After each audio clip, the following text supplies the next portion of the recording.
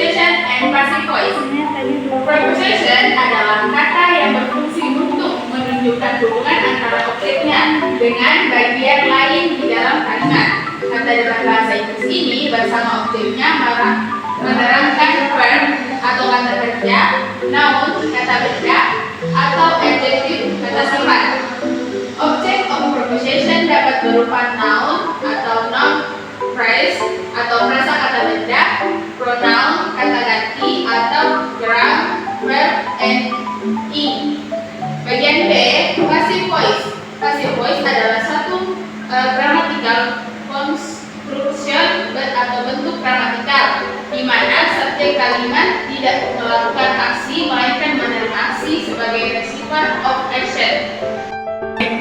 Fungsi preposition. Number 1, noun marker. Artinya, adakah sebuah noun atau kata benda setelah sebuah kata depan disebutkan.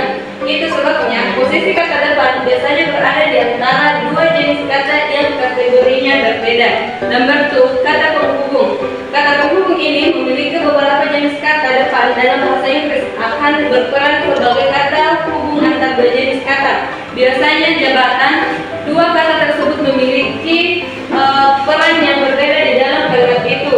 Nama lainnya adalah kata perantai. Number 3, yaitu kata rujukan, memberikan keterangan bahwa noun selanjutnya memiliki hubungan dengan kata lain di dalam kalimat yang sama. Dengan begitu, pembaca atau pendengar bisa memahami konteks kalimatnya dengan lebih baik. Ciri-ciri preposition. Yang pertama, satu kata dengan banyak arti. Maksudnya bisa memiliki makna yang lebih dari satu. Yang kedua, ada di antara dua kata.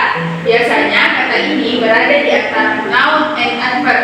Yang ketiga, pendek. Biasanya hanyalah berupa kata yang pendek.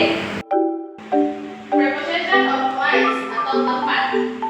Preposition of place adalah kata depan bahasa Inggris yang digunakan untuk menunjukkan tempat atau posisi. Yang contoh preposition of place yang pertama itu aboard, above, again, along, alongside, amid, among, around, and at. Contoh kalimat preposition of place. There's a bowl of strawberries on the table. Yang artinya ada semangkuk stroberi di atas meja. Yang kedua, he sat next to me.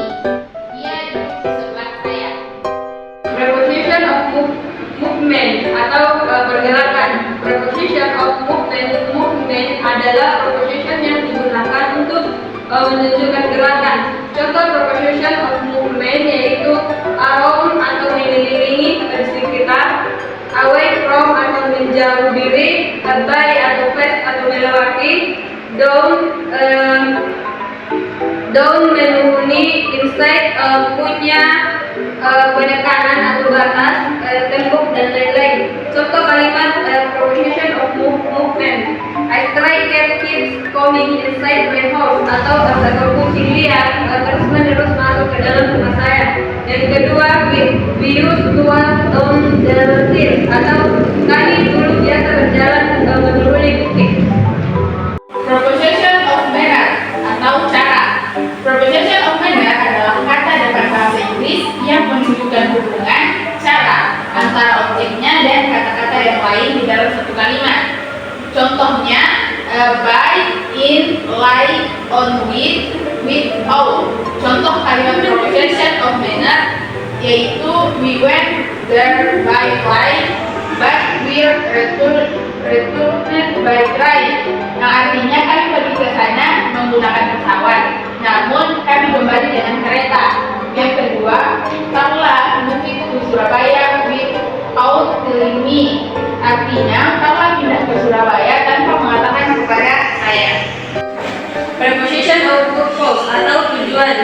Preposition of purpose adalah preposition yang menunjukkan hubungan atau tujuan antara objeknya dan kata-kata lain di dalam satu kalimat. Contohnya for. Contoh kalimat preposition of course adalah do you know how to set a table for dinner? Apakah kamu tahu bagaimana cara menyiapkan meja untuk makan malam? Preposition of quantity measure, yang artinya kuantitas atau ukuran. Proposition of quantity adalah kata depan bahasa Inggris yang menunjukkan hubungan kuantitas atau ukuran antara objeknya dan kata-kata yang lain di dalam satu kalimat. Proposition phrase of quantity akan mampu menjawab pertanyaan seperti how much, how long. Contoh proposition of quantity yaitu for and by. Contoh kalimat proposition of quantity yang pertama, I have been married for 2 years, yang artinya saya telah menikah selama 2 tahun. 3. He sell fabric by the year, yang artinya mereka menjual kain per year. Fungsi passive voice. Number 1, menjelaskan dan menggambarkan proses. Number 2, memberi penegasan pada berita sehingga terasa lebih objektif. Number 3, yaitu memberi pengantar dalam kegiatan yang lebih akademik atau formal seperti surat laporan, esai, dan perkuliahan. Penggunaan dan contoh kalimat passive voice. Passive digunakan ketika door of action tidak diketahui. Contoh kalimatnya yang pertama, someone knocked on your door last night, artinya seseorang mengetuk pintumu semalam. Yang kedua, your door was knocked on last night, yang artinya pintumu diketuk semalam. Itu kalimat pasif.